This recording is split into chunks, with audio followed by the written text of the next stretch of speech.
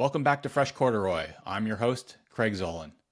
And today I'm excited to bring you a conversation with Annika Hunt, the 2025 NorAm overall champion and one of the most talented and genuinely kind young athletes in ski racing today. Annika came up through Burke Mountain Academy, and this past season, she dominated the NorAm circuit, earning a World Cup start spot and putting herself firmly on the radar as one of the next generation's elite racers. But beyond the results, what really stands out about Annika is how grounded, thoughtful, and positive she is.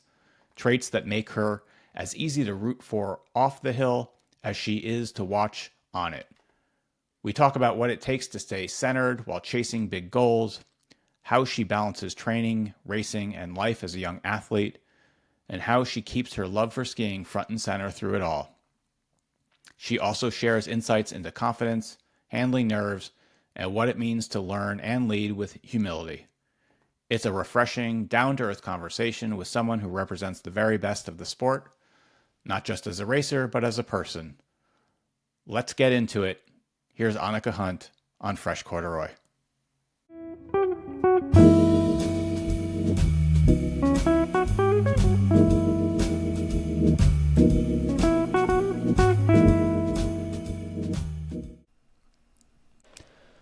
Welcome to another episode of Fresh Corduroy. Today's guest is Annika Hunt. Annika, welcome to the podcast. Thank you so much for having me. I'm excited. Good to see you again. It was nice meeting you a week or so ago. How was your drive back from New York to Burke, Vermont?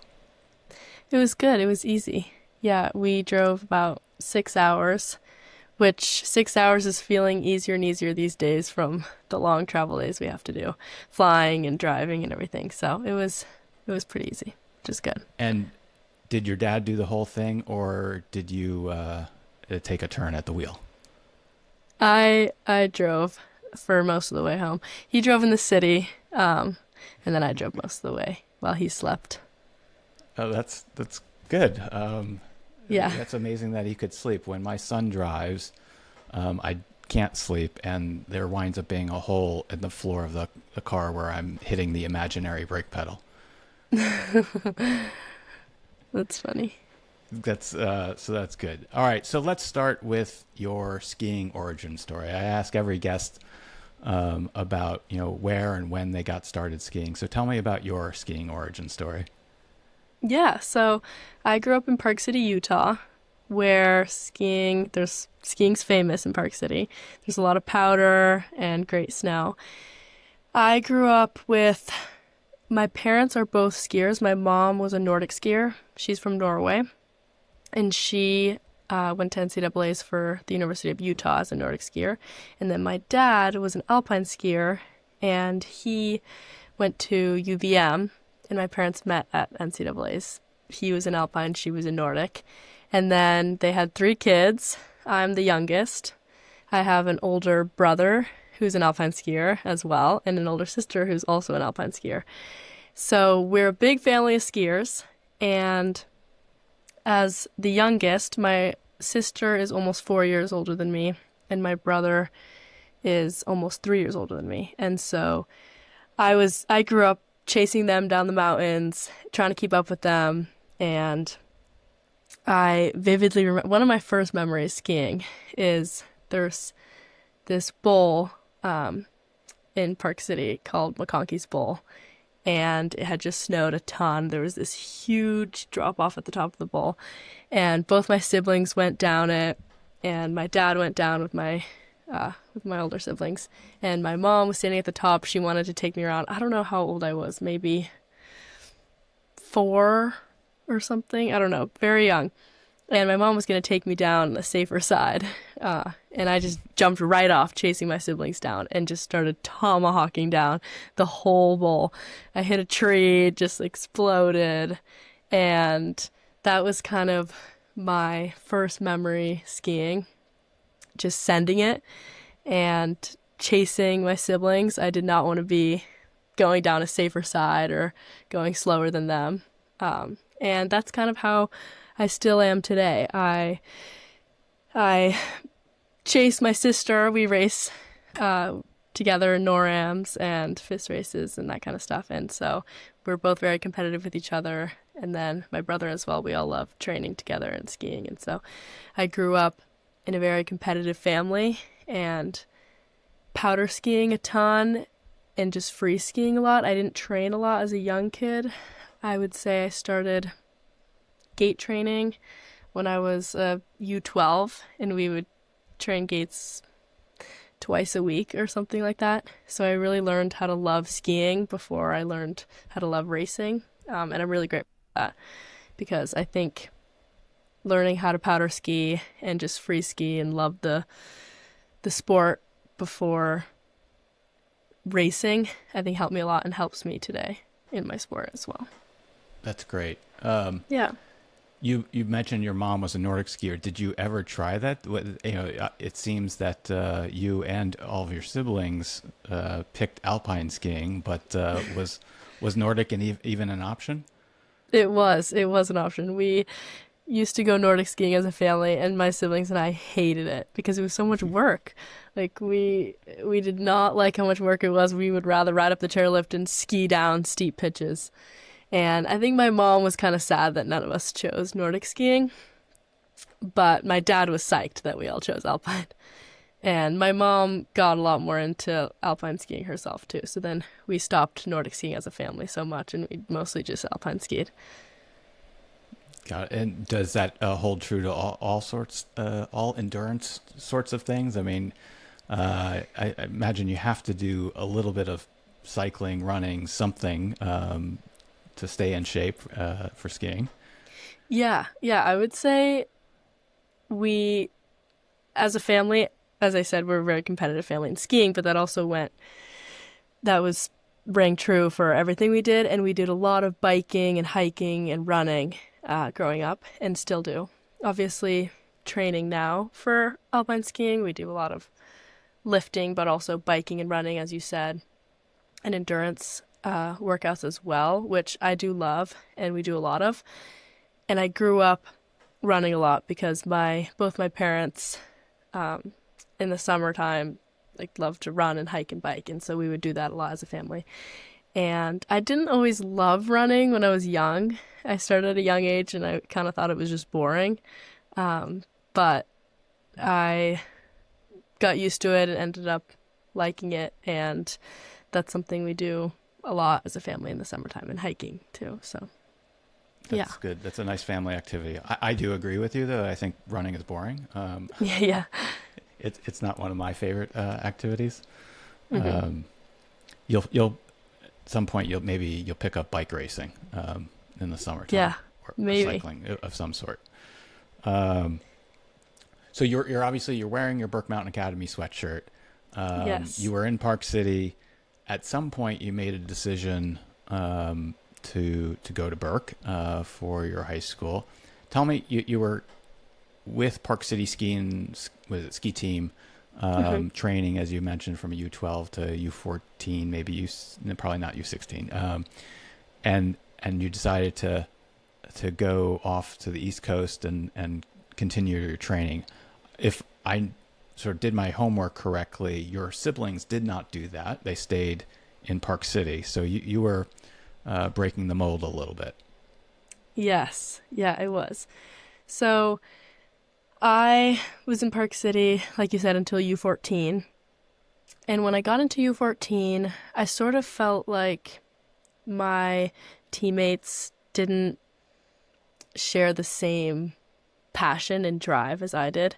I felt like we didn't train a lot with the Park City ski team, and the lift lines were getting longer, so we would get only a few runs in. We went up this really long chairlift ride, and I started as U14 training at the Utah Olympic Park, which I actually loved, and that was great training with the Park City ski team. But I wasn't, as U14s, we didn't train there a ton yet. We mostly trained at the mountain, and we didn't really start training until almost January because they couldn't get snow on the race hills. And yeah, there were a lot of different areas where I sort of felt like I wanted more. I wanted more training. I wanted, more out of it. And I had this dream of being a professional skier and going to the Olympics and being, on the World Cup. And I had expressed that a lot to my parents as well, and my siblings and everything. And my dad grew up in Vermont, and so there was one summer where my dad, my mom, and I all went out to Vermont to visit my dad's side of the family. And my brother and sister weren't there because at the time they were attending the Winter Sports School in Park City, which is a high school where winter sport athletes go to school in the summertime, and then they have the winter off to ski. And so they weren't able to miss school this time. And so it was just me and my parents who went out to Vermont. And my dad thought, what the heck? I haven't been back to Burke Mountain Academy in a long time. He was a student there. He went there, and so he said, I haven't been back to BMA in super long. Maybe it would be a great opportunity for, me to see the school.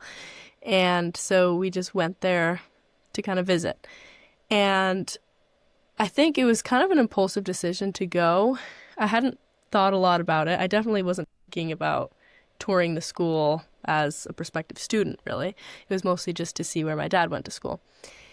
And we came to campus. I met Willie Booker, who is the headmaster, briefly introduced myself, and he was talking with my dad. And anyway, he ended up walking us around campus and showing us around. And then we went to lunch. And I immediately just fell in love with the atmosphere and thought, whoa, this place is so cool. Like, there's so few kids. There's about 60 kids at BMA. And everyone had all their, bikes outside the dining hall for lunch. I heard people talking, oh, do you want to go for a bike ride after lunch? I have a free period, and there were these announcements where one of the students rang a bell, and they would say, does anyone have any announcements? And staff or kids, people throughout the community would stand up and say anything they wanted to say. And I just thought it was such a unique and cool community and dynamic and just atmosphere there. And so unexpectedly, I decided, I really want to go here. These kids seem so driven, and the resources, the mountain is right next to the academy. The gym is just beautiful. That was one of the things I also fell in love with, the Ronnie Burleck Center, which is the gym that all the kids work out in. And I just thought that place looked like the coolest place ever, and I wanted to work out in it right away. And all the buildings, the dorms, everything was kind of old school, and I just fell in love with it. And so when we went home, I immediately asked my parents, can I apply? I want to go here. I want to be a World Cup skier. I want to go to Burke Mountain Academy. And my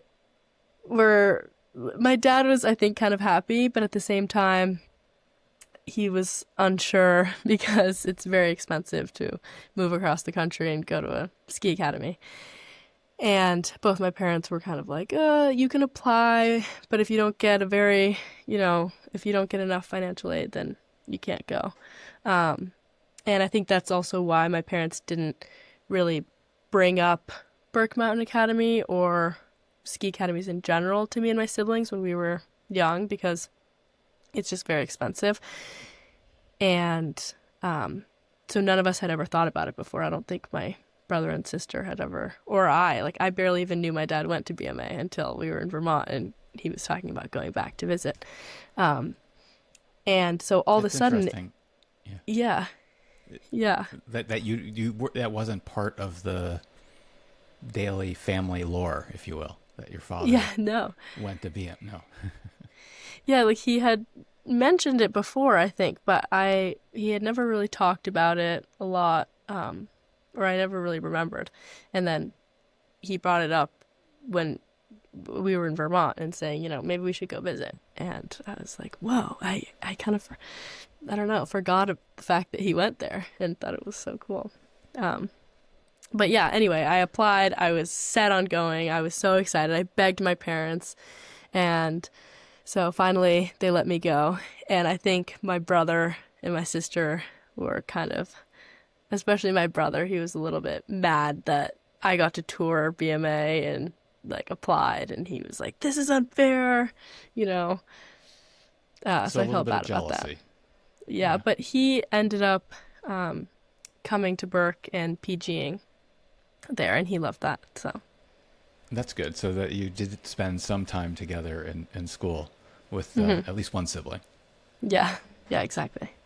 And now you see your sister, racing at races on the NorAm Cup and elsewhere. So you at least cross paths with them, or you have been crossing paths with them, during the course of the school year, which is nice. Yeah, exactly. It's really nice. So one of the things that you and I discussed when I first met you was, how are you so sure about Burke? And you kind of just described a bit of that. Was there no? It seemed like there's no hesitation. I described, another scenario in which, a young student says, "Well, what happens if I get injured, or if I fall out of love with skiing, or and the risk associated with those things happening, and then being at a school where basically the entire life is centered around training and racing. You didn't have that. You were singularly focused, it sounds like. Yeah. It was funny when you brought that up. I kind of thought, wow, I never thought about that. I never thought about what if I fall out of love with the sport. Which is funny because that seems like a normal question one would ask themselves, especially if they're moving across the country to attend ski academy for 5 years, because I started in eighth grade. But I never really thought that. And I think I I don't know, I think I was just so dedicated, and so I wanted to be a World Cup skier so bad that those other what ifs weren't really there. It was more like, what if I am an Olympian? Or like, what if I leave Burke and am on the World Cup, and those kinds of things. And I think on a more negative side, I think sometimes maybe I questioned, what if I don't make the US ski team? Or what if you know, uh, what if I'm not as good as I think? Or what if I don't live up to the expectations I hold for myself, or those kinds of things? But it was never, what if I don't love skiing? Which, yeah, I don't know. I guess I never thought about that. Well, it's great that you didn't. It's great that you have that singular focus, I guess. Have you not had a spell where maybe it's a string of DNFs, or maybe it's a group of friends that are having, interpersonal, bickering going on, and so you're not having so much fun, or while you're training or skiing? Have you ever experienced that, or has it all been sunshine and roses? No, it has not all been sunshine and roses, that's for sure. I would say ski racing is a tough sport. It is not very rewarding at all. And I actually talk about this a lot with my teammates and friends, and how just unrewarding the sport is. But when you do have a good day, or you do have a good result, the feeling is like no other feeling in the world. It makes the 100 bad days before that one good day so worth it. And it's addicting. It's super addicting. Like, you just keep waiting for that breakthrough, or not waiting. You keep working for that breakthrough, or working for, that goal that you've been trying to achieve, or whatever. And there are a lot of tough days and burnout, I would say, and crashes, DNFs, setbacks where, sometimes I experience this a lot with my GS, where I think I make a breakthrough, or I feel like I'm skiing really well in GS, and then I kind of revert back to old habits, and it's like sometimes I feel like I'm moving backwards, which is so frustrating. And just in every discipline, the sport can be frustrating for sure. And not every day is sunshine and rainbows at all. I would say most are not, actually. Um, but the reason I love the sport so much and the reason that I just keep grinding away at it, I think, is because the rewarding days when you know, have worked all season or maybe multiple seasons or maybe a week or whatever it is, when you work so hard and then finally you do have that good result or you win that race or, you know, you make that breakthrough in training, it's such a good feeling, like no other feeling I've ever had. And yeah, but there's a lot of tough Yeah. aspects too. Do you find well? First, I'll tell a story. So, my wife, who's not, didn't grow up skiing or ski racing for that matter, attended a FIS race, and as a parent, volunteered to collect bibs, after the second run, and so she's standing in the finish area and remarked how every single person came down and complained. Now, it was the winner, right? Complained. It didn't matter where you were. She's like, I didn't hear a single positive comment out of the people who came. So my question to you is, do you think those positive memories and those positive, events that you remember and cherish happen more frequently in training or at races? I think both. I would say maybe overall more in races because there's fewer races, and I would say like as a whole there's a lot of moments to cherish from races. Training, there's also a lot of days, but there's also a lot more training days, and so maybe relatively there's fewer, Perhaps. Yeah. fewer happy training days. But I think races, when they do go back, I mean, as she was saying, everyone was complaining. Sometimes races like that where everyone is just having a tough day or the conditions are bad or the course is really difficult or something like that and everyone's just going through it. I think sometimes you bond a lot with other people, and especially sometimes people that you've never met before, and you're bib 20, bib 21 comes down after you and they're just like, what was that course or whatever, and you're like, oh my gosh, yeah, that was terrible. And you bond with people and kind of bond over the hard days more than maybe the great days, because I think The shared experience. Yeah. yeah, the shared experience of what is this sport, or like, what are we doing right now? This is so hard, or whatever it is. And I also think mingling and just meeting people from other teams is really fun at races too. And I think the experience, like traveling around the world to race and seeing different places and meeting different people, I think that's really cool. And I have a lot of cherished moments and memories from racing in that way, but I would say training as well, because we do travel around the world to train too.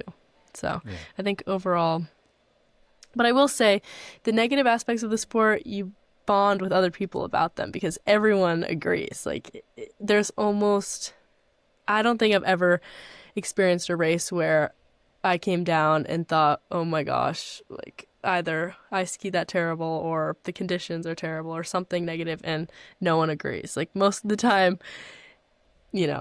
everyone's struggling in some way. Yeah, no, I've seen that many times.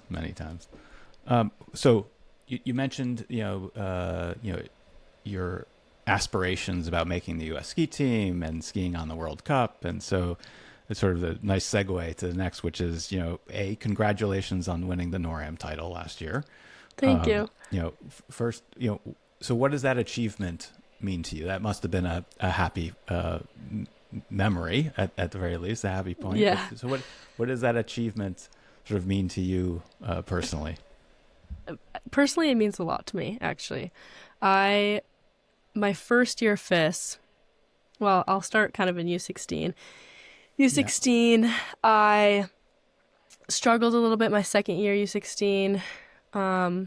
Just wasn't skiing great, kind of struggled at school, and then also just with ski racing. I was struggling kind of with my skiing and everything. And I had some pretty tough races at the end of the year that made me sort of question if I was good enough for these goals I had and that kind of thing. And so going into FIS, I didn't have a lot of expectations for myself.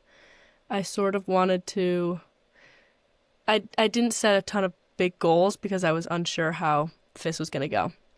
And I worked really hard in training and worked really hard, obviously, my whole summer leading into first year FIS and first year FIS, but I didn't have a ton of confidence, I guess I'll say. And then I sort of got my confidence back. I was skiing better, and I got that confidence back. And then by the end of the season, I actually was getting really close to making criteria for the US ski team, which I, at the beginning of the season, hadn't even thought about because I hadn't thought about these big goals at all. And so when I realized, oh my gosh, I could actually make criteria this year, I started thinking about that a lot. And all of a sudden, I was just in my head thinking about my results instead of the process. Because the whole year leading up to that point, I was just thinking about the process. I didn't want to think about results. I didn't want to think about these expectations.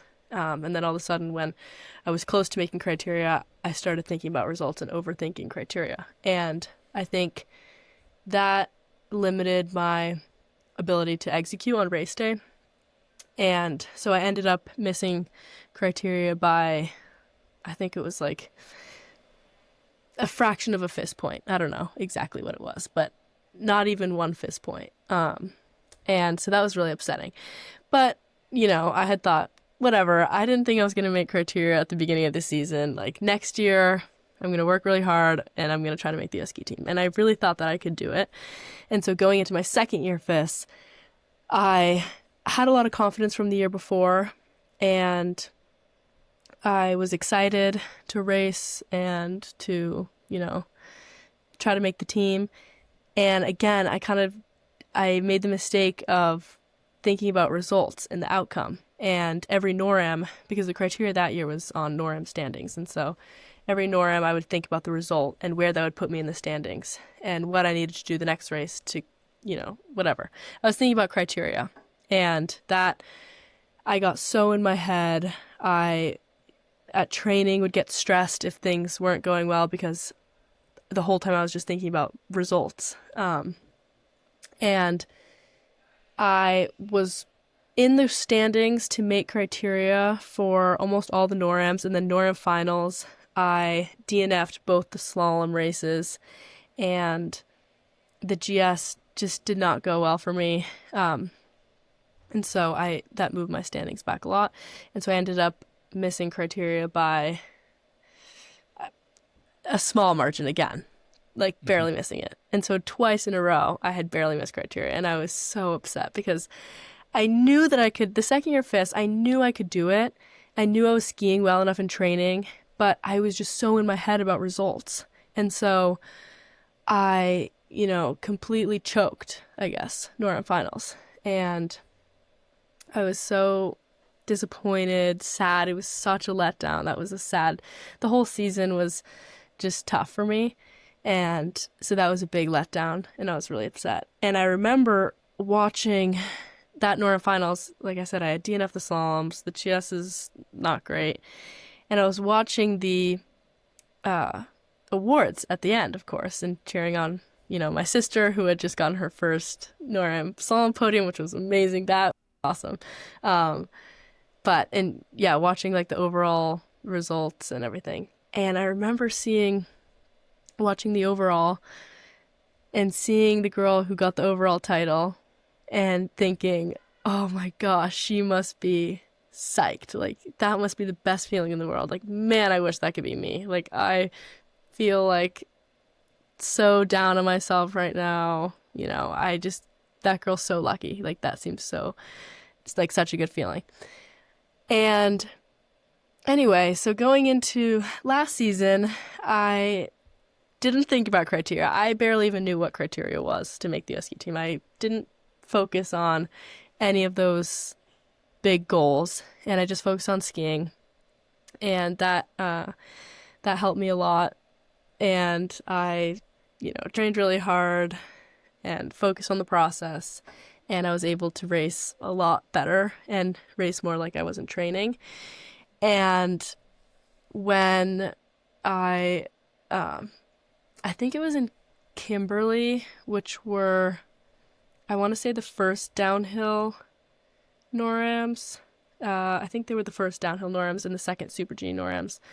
I realized that I might, be in contention for the NorAm overall title, because I was, at the time, I think currently winning it. And I thought, oh my gosh, this is so cool. And my coach had said something to me, and he said, you're leading the overall standings right now.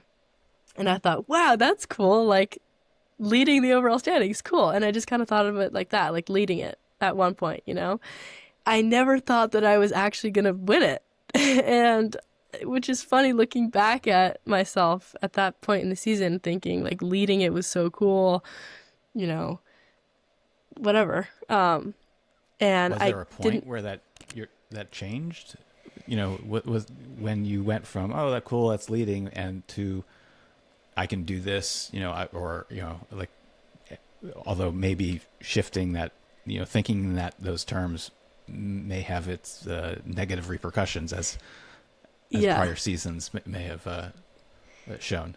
Totally. I think when my coach had said something, when he was like, oh, you're leading it, whatever, I thought, wow, this is so cool. And then he said something about, I think originally at that time we were questioning if I was going to go to the NorAm finals speed races or not, just with my schedule. If I was going to be able to make it, because I might have still been in Europe or something. And he said, we got to make sure you make it to the NorAm final speed so you can get this, so you can win the overall title. And I was like, I don't want to think about that, whatever, and just kind of brushed it off. And then once we, like a month or so, I don't know exactly, a while later, when we were going through my schedule and figuring out, where I was going to be during NorAm finals, he said, I really think you should do the NorAm final speed, because it was right after, I think I was right after coming back from World Juniors, and so I was maybe going to prioritize training. But he said, you should go straight back to racing and do NorAm finals. Like, I think you can get this title. Which I thought, so cool that this is my goal right now. Like, at the beginning of the season, this would have never been my goal to win the overall title.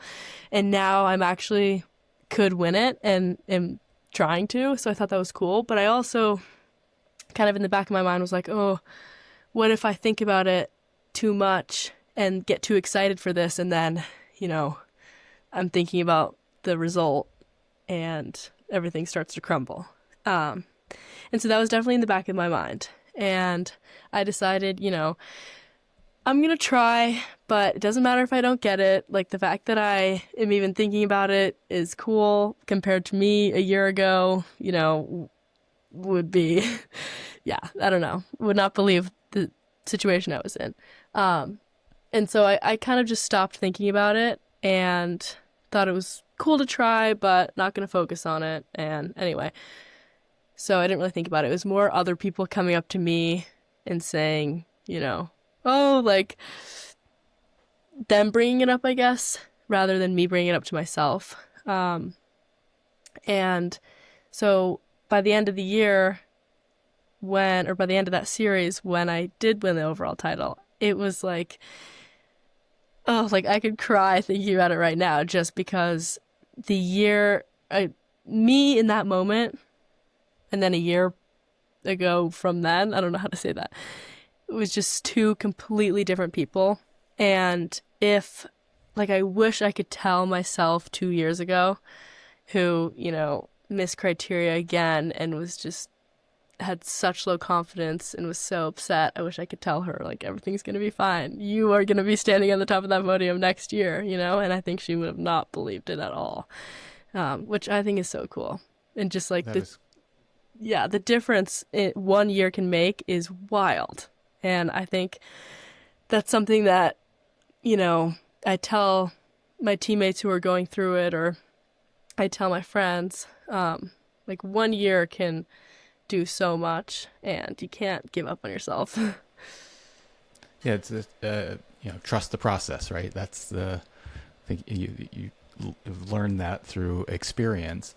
Have you spent time working on the psychology of sport or psychology of skiing? I had on as a guest last season Dr. Jim Taylor. I don't know if you've heard from him, but he's also a BMA grad. Oh, nice. And so he was a ski racer, and he likes to say people knew him, but nobody was ever worried about him when it came to ski racing. So, and he may have been a classmate or went to school same time as your father. So he talks about how working on the process. Anytime one thinks about focusing on the results, is usually it causes negative implications, right? And so just working on the process and thinking about how do you improve. So my question to you really is, have you either been coached in that? Like, is there a sports psychologist at BMA that you talk to around either just individual things that you're experiencing, or more broadly, like how you should sort of work sports psychology into your day-to-day activities? Yeah, I do talk to she calls herself more of a life coach, but Barbara Ann Cochran is someone I talk to who's kind of like my sports psych, I guess. And I started focusing a lot more on my mental preparation and just the sports psych side, I guess, of skiing. Before last season, which I think helped me a lot and was one of the big factors as to why I had the success I did. And one of my first kind of sessions with her, she talked a lot about like fixed versus growth mindset in sport, and how, me focusing on results and criteria and whatever was like a fixed way of thinking. And, you have to think more, you have to have a more open mind and a more growth mindset. And I think focusing on my kind of the psychology and just the mental preparation helped me a lot. And I think it's such a huge part of our sport, and I'm sure every sport too. But like mental health and just the sports psychology is a huge part of, what makes executing at a race so much easier or harder for certain athletes. And because in training, anyone can be fast in training, but that's not the sport. The sport's race day. Who can be fast on a race day? And she, one of the things that kind of opened my eyes is Barbara Ann was talking about how, in a World Cup race or a FIS race, any race in general, the people who are at that race should all be, or are in most cases, on their very best day, they could probably win the race. But what it comes down to, a lot of the time, everyone's physically prepared. They've been working out, they've been training, but what it comes down to a lot of the time on race day is people's, the mental side. And if they're able to execute and, have the right mindset. And so, yeah, I think that's something that's really important. And I've focused on that. And so what is your race day, routine, if you will? Is it, and do you do that on training days too? I mean, there's the adage that you say, train like you race and race like you train, to basically keep it consistent. But what is your routine that works for you these days? Yeah, I would say my routine on race day is similar to training now. It used to be different, but I think it's best to race like you train like you race, like you said. Yeah. So I would say I wake up and I usually do a warm-up because, I got to warm up my core and just body in general. But I get a pretty sore back a lot of the time. So I always warm up my core the most, I would say, before training and racing. And then I eat breakfast. I drink water, very basic. And then get dressed, go to the hill. Usually do a little bit more of a warm up, which is more like activation stuff to prepare me for skiing, get dressed. And kind of this whole time, I am talking with my teammates, joking around, listening to music, keeping things light, and not, I don't wake up on race day.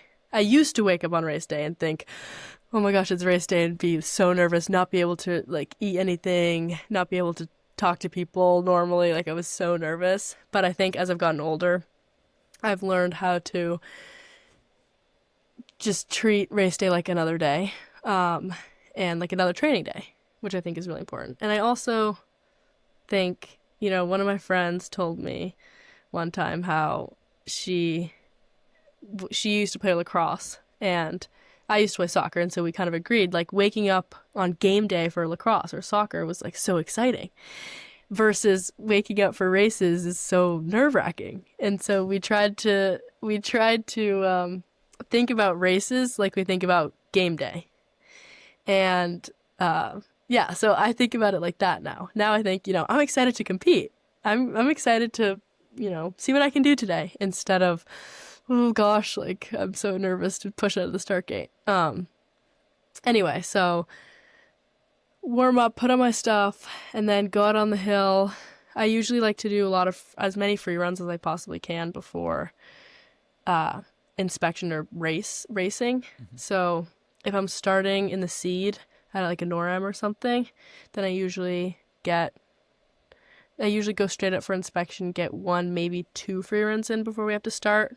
But when I started my first Europa Cups, for example, last year, and I was starting 81st or 83rd, I don't remember, then I took a lot of warm-up runs in the warm-up course and free skiing, which I think some people don't like taking a lot of runs because they like to preserve their energy. I'm kind of the opposite. I like to take a lot of runs and really feel as, ready as I can. And yeah, that's the basic how I prepare, I guess. So what does this coming season hold for you, right? For those that aren't in the ski racing community and in the know, the fact that you won the NorAm overall title means you have a guaranteed World Cup start in every event, actually, right? You also, I guess, in addition to winning the overall title, you won the downhill title, correct, and the Super G title, if I remember correctly. Plus, did pretty well in slalom as well. But so you'll be starting across the disciplines, perhaps. So tell me what your plans are for World Cup racing this coming season. Oh yeah, winning the NorAm overall title means I can start any World Cup I want to. I think when I think about World Cup going into it this year, I don't want to start any World Cups that I don't feel like I'm ready for, and that I don't feel like I have a real chance of making the flip. And so I am going to start my first World Cups. My hope is to start in Levy and Gurgle, which are the first 2 slalom World Cups of the season. And I'm really excited to start my first World Cup. But like I said, I want to feel like I'm ready. I want to feel confident going into it. And so I'm looking forward to those. I'm going to, do my best, see how they go. And then from there, I'm going to kind of figure out my plan going forward. If I'm skiing fast and, it makes sense to race some more World Cups, then for sure I would love to. But I think I'm going to focus mostly on Europa Cups this year. And also I'll probably do some NorAms as well and go from there. I think speed, I would love to race my first World Cup speeds, Super G and downhill, but at the same time, I've only done NorAm speed, and I actually I trained my first day of downhill this spring. So until this spring, I had only ever raced downhill and never trained it before. So I don't have a lot of experience on downhill skis. And Super G at Burke, we almost never trained it. And so I mostly just raced that as well. And so I think jumping into World Cup speed right now would be maybe a little scary, or very scary for me. So I would like to get some more training and some probably Europa Cup speed tracks under my belt before I jump into World Cup. And then GS, we'll see. It's funny, GS is the most similar to speed, or I don't know, it's similar to slalom in some ways, it's similar to speed. Slalom and speed are not similar to each other at all, but those are my two favorite events, which is weird. But my GS will get there hopefully, and then we'll see. We'll see where I go from I'm sure there. it will. There was a saying that I've heard and I hang on to, which is GS is the easiest to learn, but the hardest to master. That's true for me. It was probably my favorite because it was the easiest, but it was who knows. Even so, I'm trying to remember what the World Cup schedule is, but I know Copper. Will you be racing in Copper in North America? Copper, I don't know yet. I think I would love to. I would love to race in the US, and a lot of my old team, a lot of Berkeys, I think will be there, and just Americans in general, which I think would be really cool to race there. But like I said, if I feel ready for it and I feel like I can, I'm skiing fast enough to hopefully make the flip, then I would love to race it. If I feel like I need more training and should, focus on training or lower level races like Europa Cups, then I might not. So we'll see. We'll see how the first World Cup goes and then go from there. But I hope so. Good. I would love to race Copper. Yeah, that would be amazing, right? To race on homes. Yeah. Snow. On Fresh Corduroy, hopefully. Exactly, some fresh corduroy. Will you attend? I guess I'm trying to think of the season, but oftentimes there's a training camp in Copper early season that might be able to give. Will you be attending that or not? I think so. I'm going to Europe on October 2nd, and I'll be in Europe until I think the end of November, mid to end of November, I think. So I'll probably be in Copper around then when I get back from Europe. I think I'll be in Copper middle to end of November, like I said, and then maybe early December. I don't know exactly. Usually I would be in Copper for the past couple of years. I'm usually in Copper for a good while, like a couple weeks in the prep period into the season. But this year I'm going to be in Europe a lot longer than I normally would be in the fall. And so I don't know how long I'll end up being in Copper for. But Yep. We'll see. Okay. So now that you've graduated from Burke and you're on your own, you're traveling about with the U.S. team and coaches and the like. It's a different experience, right? I imagine a number of your friends and classmates, some may be doing PG years, but others have gone off to college. You're in a fairly unique circumstance in some ways, although I imagine it's also somewhat familiar. Like, talk about what your expectations are for the coming season, not in terms of racing, but just in terms of living and being, your life for the coming year or two. Yeah. It'll definitely be different not having to, time manage so much with school and skiing and traveling and all that. I think it'll be, honestly, I already thought that at this point I would feel like I had so much free time in my PG life, and I thought that I would be like missing school already, but I think I've been pretty busy, which is weird. I thought, wow, the fall is going to be so boring before I start skiing and while everyone's in school. But I've been training a ton in the gym, and then I've been working, I've been working, but I've also been like working with sponsors and going to like the World Cup Dreams fundraiser, for example, and meetings and all that kind of stuff, that I kind of didn't expect with or I guess I expected it, but I didn't realize how time consuming being like a professional athlete is, I guess, which I love it.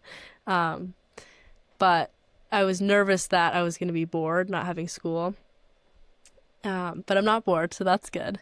And I think I'm really looking forward to going into the winter, being able to focus more on skiing and other small areas where I maybe I didn't have the time when I was in school to do, for example, like recovering after training. I think a lot of the time I would have to do, a really quick recovery and mobility after training because I had so much school to do and an essay to write and whatever. So I'll be able to focus more on, working out after training and rest and, hanging out, doing fun things with my teammates instead of just grinding for hours after skiing on schoolwork. So I'm excited for that. And also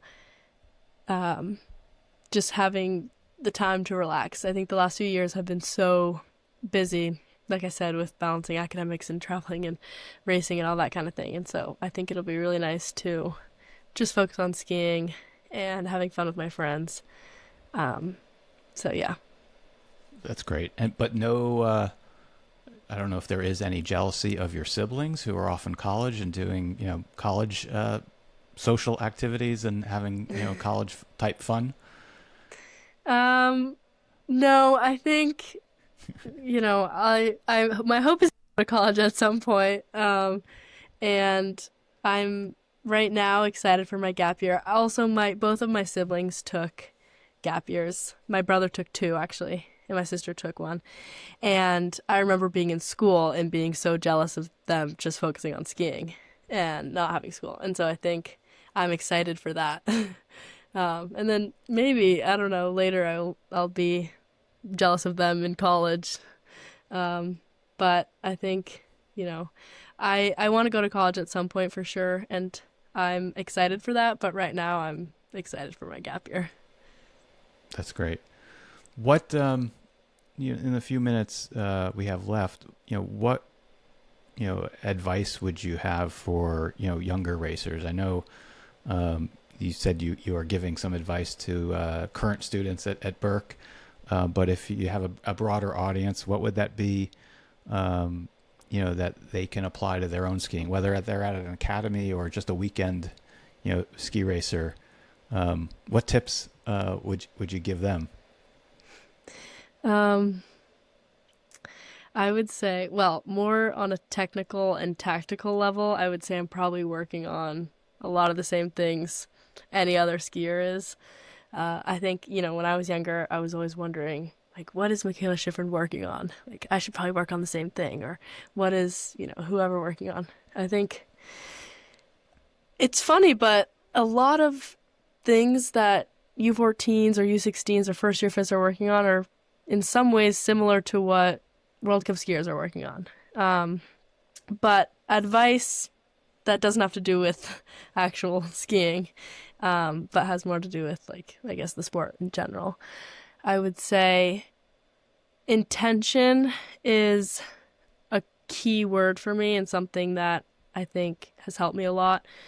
A lot of the times people say, if you train 1,000 hours, what is it? Like, you can master a skill if you practice 1,000 hours of it or something like that.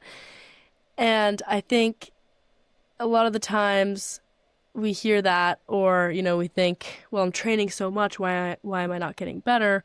But a lot of it has to do with intention and, like, having a focus and having a specific thing you want to accomplish that day, I think is really important. And if you're training just on the weekends, then, have a focus and be really intentional with the training you are getting, because you can make a breakthrough in 2 days. It could also take a month, but if you're intentional, it's going to go a lot faster. than if you're just kind of going through the motions. And I think sometimes it's so easy to go through the motions and wonder, why am I not getting better? Or, why am I slow? But if you have more intention and you really have like a specific focus, then I think, and you like are actively really trying to fix something, I think you can get a lot better a lot faster. And kind of what I said earlier of like 1 year can do so much. And I think I wish that I could have told myself that a couple years ago, because I think, sometimes you think that your dream goals are so far away, or you want to get better so bad and you're kind of low on confidence, but your goals are closer than you think. That's something Nina O'Brien actually told. She came and talked to Burke, to BMA kids a couple years ago, and she said that, it's a lot closer than you think. Your dreams are a lot closer than you think. And that in the moment, I thought about it and I didn't really see it, and now I totally see it. And that stuck with me a lot, so I would say I would pass that on. A good piece of advice that you'll hand down and pay it for it, as they say. Yeah. Well, that's great. Listen, I have enjoyed the conversation. We could go on for hours, but I won't do that to you. So is there any last thing that you want the audience to know about you, or to, obviously I'm sure they'll all be rooting for you, but beyond that, is there anything else that you'd like to share? I don't think so. Thanks for listening. Terrific. Tell them to subscribe. Yeah, subscribe to Fresh Corduroy. All right. With that, thank you again, and have a great day.